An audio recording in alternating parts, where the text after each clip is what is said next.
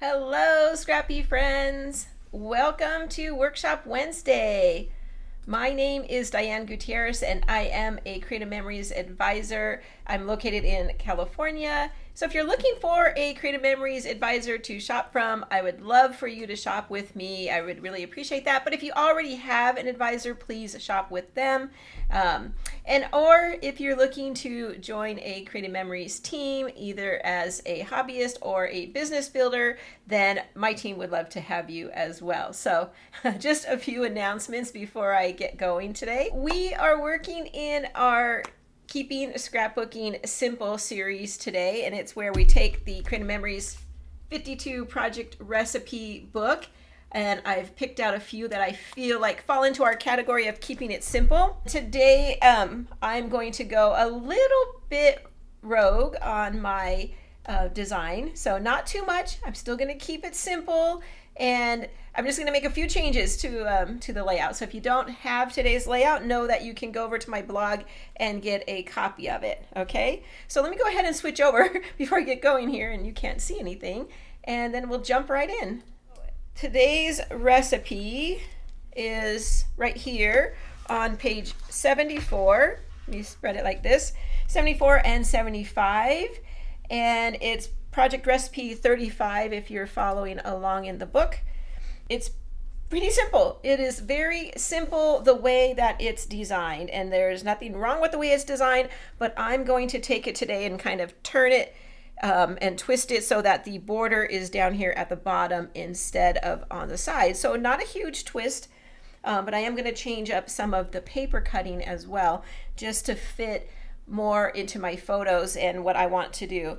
So I'm going to be using the Birds and Blossom collection to document some photos of my grandbabies. But first, let's look at the project recipe and a little bit more closely and get a few more details.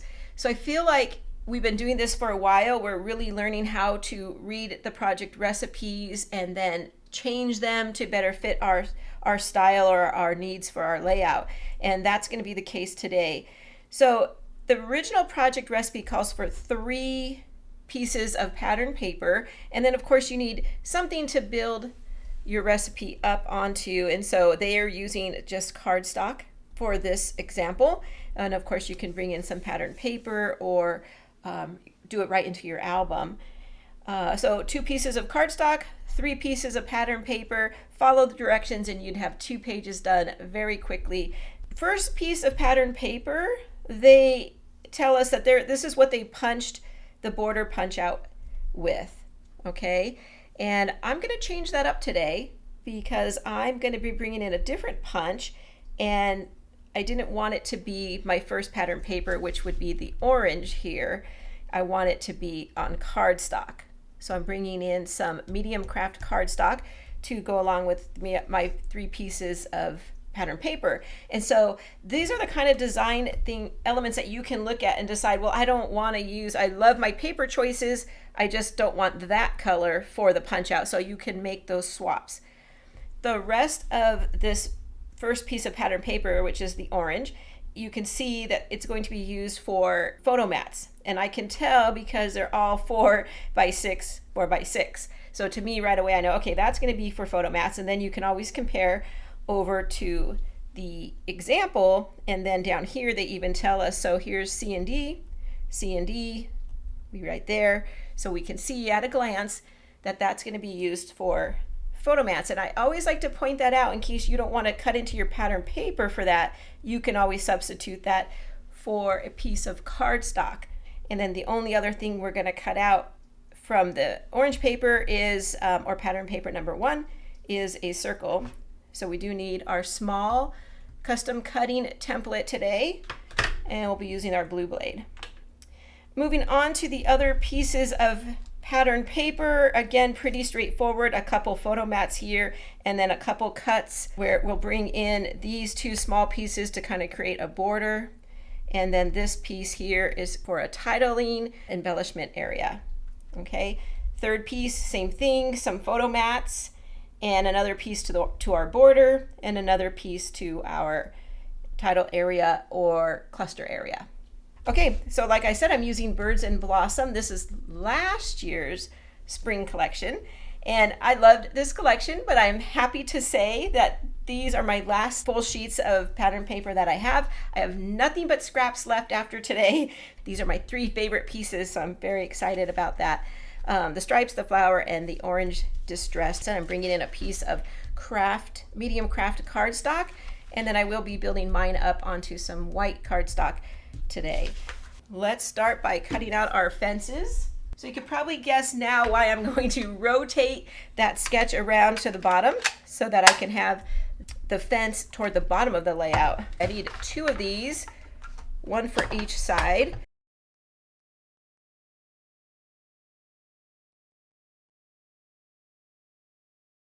One inch is only going to give me a tiny little strip there. I'm going to go up to 1 1/4 inches. Yeah, that's going to be a little bit better.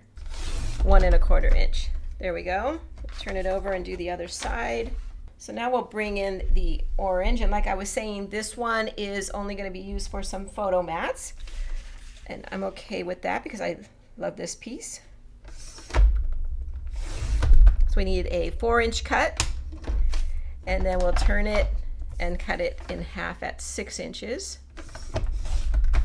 I need a chunk down here to cut out from, so let's go ahead and do this at 6 inches. I think that'll be plenty down here, and then turn it to do 4 inches. And there we go. And then this is just more scrap.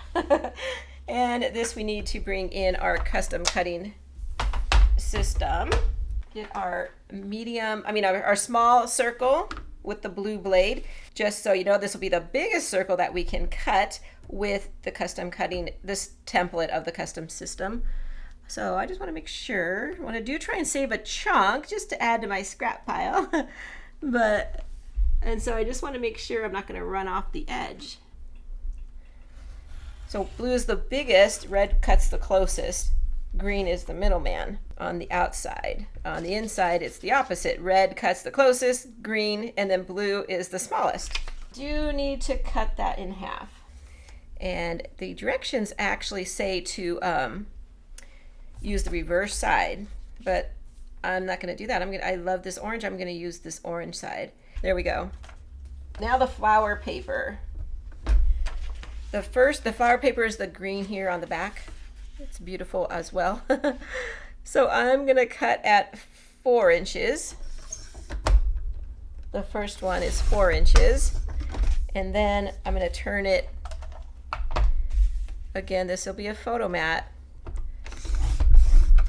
And then I'll put that aside. And now with this piece, I'm going to do a 2-inch cut, and I need both these, the 2-inch by 4-inch and the 4x4. Now we're actually going to flip it over and do the reverse side, and I'm going to do a 4-inch cut, turn it and do a 4-inch photo mat, green side up, and then I'm going to do another 2-inch cut. And then we're gonna use this one today, and then these are leftovers. And now we're on to the striped paper. So we need a 4-inch cut. Here I need a 6-inch photo mat, and then I need a 2-inch piece. This one we're gonna do at 4.5 inches, and then this one's gonna be 6.5. So a little bit bigger photo mat for this one. And then these 2 pieces are extra. So let's talk about our border. I told you I'm going to drop mine down here to the bottom. This is a little bit different than the original. So you'll see here they have the border punch out, and I'm turning mine. So basically I'm doing this to it. And so I have the border punch out, and then I have my 3 pieces of paper we just cut to create that little border. And that's kind of the special technique for this particular project recipe. So anyway, what they did here, they put the border, and then they put the 3 pieces just touching the edge of that border. In the original one, right across that seam right there, they used a border sticker, and I liked that look.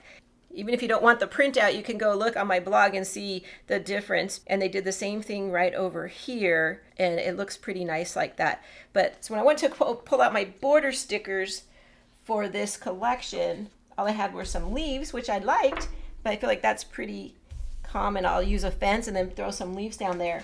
But then I found these gorgeous laser cut borders in there, and they're double-sided. And so I thought, I want to use these. Since I'm wrapping up this collection, I better get them used. And I'm okay. Look, they're different flowers. I wish that I had two of the same, but I don't. But that's okay. I'm going to take these borders and drop it way down to the bottom and then scoot the fence up. So a little bit different from what they have in our sketch, but I want to use my materials and make the page work for what I need. I just am going for a springy look. And then we have our little strips, and I still want to do that. Okay, so let's just tuck them in. They should line up across the page. Kind of wish my stripes were going the other direction, but I think it looks pretty good like that in this area. And my little flower piece. So then what they did is they have, on one, they had it coming out the edge of the border like this, but I'm not going to do that. I'm going to pop it up here instead. And then this one, let's see, I will probably come down here and then cover up some of my fence. So I kind of have them at different heights. Let me bring the layout back in. You'll see that they have the photos running horizontally like this, but I turned it. Now I'm going to have my pictures going vertically, and I just happen to have photos that fit that perfectly. It doesn't matter really which order you put them in, I don't think, but it was something like this. So I'll still have some of that flower in the corner like I have on the other side. It's slightly different. So the orange would be up here, green, I think it's the green side, yeah, the green side, but you know what? Whatever side paper you like is what you put on there. I'll get all that nice and lined up when I'm adhering it, and then my orange will come right over here. So now we're looking at this one and we're turning it, and so it would technically go like this, two horizontals, and now are in a vertical like this. Then I still have the 4-inch block, and then we put the 3.5-inch block on top. Let me bring my photos in to give you a better idea. And I had so many photos to choose from that I had to decide what to do. So I did trim down some of them. These are all cut down to 5.5 by 3.5. I like that size, so I'm gonna keep that. And then I might be moving this little circle. Let's take that out for a minute. These are all just in the last few weeks. Now this one, I trimmed it down, but maybe I shouldn't have. Maybe I need to reprint it because it goes up here on that big mat, and I cut my photo down to match the other sizes, but maybe it could have been at a 4x6, but we'll have to explore that if it's worth. Maybe I could just bring in, maybe I'll bring in a piece of this craft and give it a mat.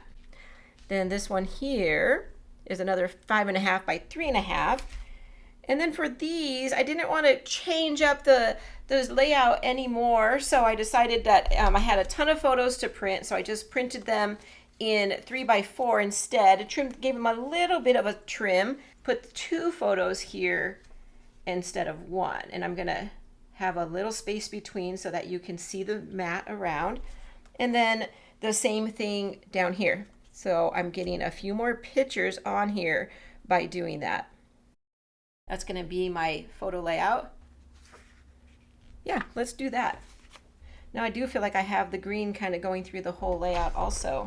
So now where am I going to put my orange piece? I could put it back here, but it's getting so close to her face. Let's see. Maybe between each of those. I should have trimmed this down. This one I was going to cut down.